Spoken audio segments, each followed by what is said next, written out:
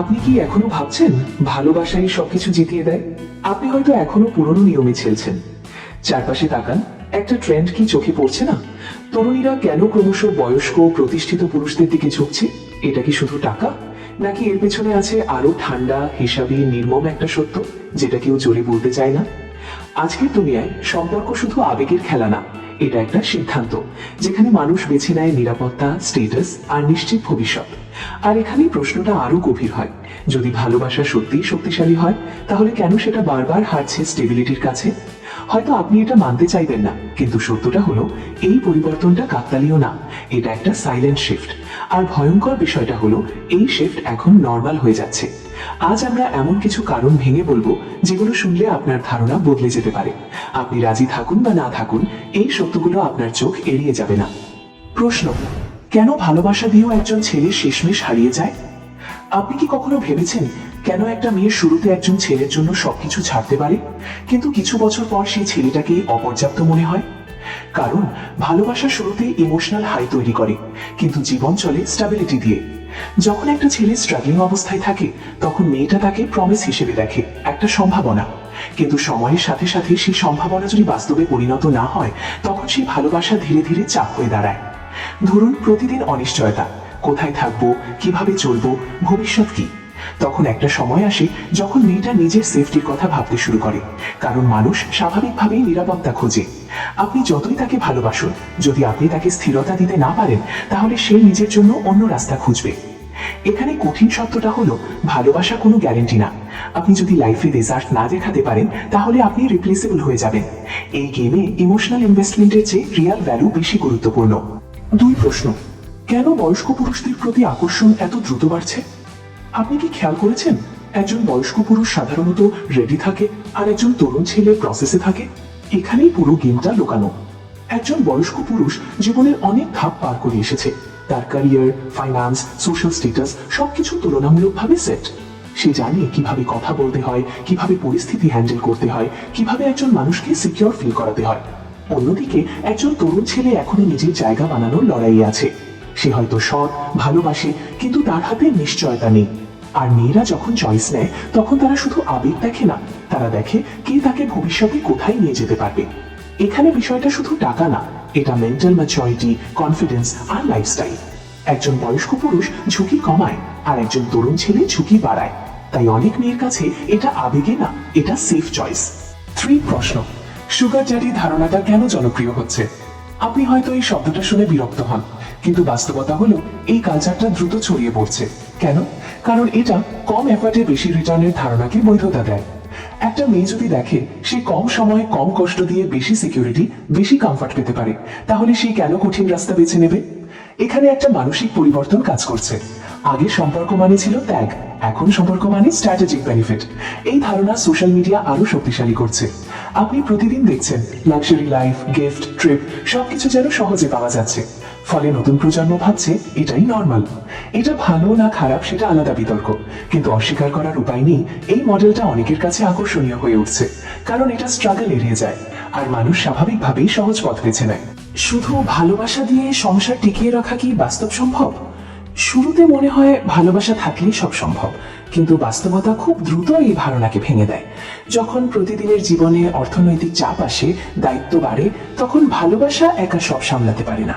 তখন দরকার হয় স্টেবিলিটি, প্ল্যানিং আর রিসোর্স। অনেক সম্পর্ক ভেঙে যায় কারণ তারা শুধু ইমোশনের উপর দাঁড়িয়েছিল, তারা ভবিষ্যতের জন্য প্রস্তুত ছিল না। ফলে যখন বাস্তবতায় চাপ আসে, তখন সেই সম্পর্ক টিকতে পারে না। এই জায়গাতেই বয়স্ক পুরুষ এগিয়ে থাকে, কারণ সে এই ফেজগুলো আগে পার করেছে। তার কাছে সমস্যা নতুন না, তার কাছে সমাধান আছে। তাই অনেক মেয়ের কাছে এই ধরনের সম্পর্ক কম ঝুঁকিপূর্ণ মনে হয়। কে এই ট্রেন্ডকে আসলে নর্মাল বানাচ্ছে? আপনি কি সত্যি ভাবছেন এই পুরো পরিবর্তনটা হঠাৎ করে হয়েছে? না, এটা ধীরে ধীরে প্রোগ্রাম করা হয়েছে। সোশ্যাল মিডিয়া, ইনফ্লুয়েন্সার, সিনেমা সব জায়গায় একটা নির্দিষ্ট গল্প বারবার দেখানো হচ্ছে। কম কষ্টে বেশি পাওয়া মানে স্মার্ট লাইফ। আপনি প্রতিদিন কি দেখছেন? লাক্সারি গিফট, ট্রিপ, বড় গাড়ি, সেটেল লাইফ, আর পাশে থাকে একজন এস্টাবলিশড পুরুষ। কেউ দেখাচ্ছে না সেই স্ট্রাগলিং ছেলেটার গল্প যে শূন্য থেকে শুরু করে। ফলাফল, মানুষের ব্রেন ধীরে ধীরে রিওয়ায়ার হচ্ছে। তারা ভাবছে আমি কেন কষ্ট করব যদি শর্টকাটে পেতে পারি? আর এখানেই গেমটা বদলে যায়। এটা শুধু একটা ব্যক্তিগত চয়েস না, এটা একটা সোশ্যাল ট্রেন্ড যেটা চুপচাপ ছড়িয়ে পড়ছে। সবচেয়ে ভয়ঙ্কর বিষয় হলো এই ট্রেন্ডকে কেউ চ্যালেঞ্জ করছে না, বরং যারা এই পথ বেছে নিচ্ছে তাদের স্মার্ট বলা হচ্ছে। ফলে নতুন প্রজন্ম মনে করছে এটাই সফলতার পথ। আর আপনি যদি এখনো পুরনো নিয়মে খেলেন তাহলে আপনি এই গেমে অটোমেটিক আউট। প্রশ্ন, এই গেমে আসলে সবচেয়ে বড় লুজার কে? আপনি ভাবতে পারেন যে টাকা পায় না সে হারছে, কিন্তু আসল লুজার কে জানেন? যে নিজের ভ্যালু বুঝতে পারে না, বিশেষ করে সেই ছেলেরা যারা মনে করে আমি ভালোবাসা দিলেই সব ঠিক হয়ে যাবে। বাস্তবতা এতটা সরল না। যে ছেলে নিজের উন্নয়নের চেয়ে সম্পর্ককে বেশি প্রাধান্য দেয় সে শেষমেশ দুটোই হারায়। না সে নিজেকে তৈরি করতে পারে, না সে সম্পর্কটা ধরে রাখতে পারে, কারণ সে নিজের লাইফ থামিয়ে দেয় অন্য কারোর জন্য, কিন্তু অন্যজন থামে না। আরেকটা কঠিন সত্য, এই গেমে ভালো মানুষ হওয়া যথেষ্ট না। আপনি যদি ভ্যালু ক্রিয়েট না করেন তাহলে আপনি ইমোশনাল সাপোর্ট হিসেবে ব্যবহার হবেন, কিন্তু প্রাইমারি চয়েস হবেন না। আপনাকে হয়তো ভালো বলা হবে কিন্তু বেছে নেওয়া হবে না। সবচেয়ে বড় লুজার সে যে নিজের বাস্তবতা বুঝেও নিজেকে বদলায় না, যে বারবার একই ভুল করে কিন্তু ভাবে একদিন না একদিন ভাগ্য বদলাবে। এই গেমে ভাগ্য না, ভ্যালুই জেতে। মেয়েরা কি সত্যি ভুল করছে, নাকি তারা শুধু স্মার্ট খেলছে? এখানেই সবচেয়ে বিতর্কিত জায়গা। আপনি যদি ইমোশন দিয়ে ভাবেন তাহলে মনে হবে এটা ভুল, কিন্তু যদি লজিক দিয়ে দেখেন তাহলে বুঝবেন এটা অনেক ক্ষেত্রে ক্যালকুলেটেড ডিসিশন। একটা মেয়ে তার লাইফের জন্য বেস্ট অপশন খুঁজবে, এটাই স্বাভাবিক। সে দেখবে কোথায় কম ঝুঁকি, কোথায় বেশি সিকিউরিটি। আর যদি একজন বয়স্ক পুরুষ তাকে সেই সিকিউরিটি দিতে পারে তাহলে সে কেন ঝুঁকিপূর্ণ অপশন নেবে? এখানে সমস্যা মেয়েদের না, সমস্যা হলো গেমের রুলসই বদলে গেছে। এখন সম্পর্ক মানে শুধু ভালোবাসা না, এটা একটা লাইফস্টাইল ডিসিশন। আপনি কাকে বেছে নিচ্ছেন সেটা নির্ধারণ করে আপনি কি ধরনের জীবন পাবেন। তাই সরাসরি দোষ দেওয়া সহজ, কিন্তু বাস্তবতা জটিল। অনেক সময় এটা নৈতিকতার প্রশ্ন না, এটা সার্ভাইভাল আর সিকিউরিটির প্রশ্ন। আর মানুষ স্বাভাবিকভাবেই সেই দিকেই যাবে যেখানে তার লাভ বেশি। তাহলে একজন ছেলের জন্য একমাত্র রিয়েল সমাধান কি? আপনি যদি এখনো ভাবেন আমি শুধু ভালোবাসা দিয়ে প্রমাণ করব, তাহলে আপনি এখনো গেমটা বোঝেননি। বাস্তবতা হলো আপনাকে নিজের ভ্যালু তৈরি করতে হবে, না হলে আপনি সবসময় ব্যাকআপ অপশন হয়ে থাকবেন। প্রথমত আপনাকে ফাইন্যান্সিয়াল স্টেবিলিটি আনতে হবে। এটা কেউ বলতে চায় না, কিন্তু এটা রিয়ালিটি। টাকা সবকিছু না, কিন্তু টাকা ছাড়া অনেক কিছুই সম্ভব না।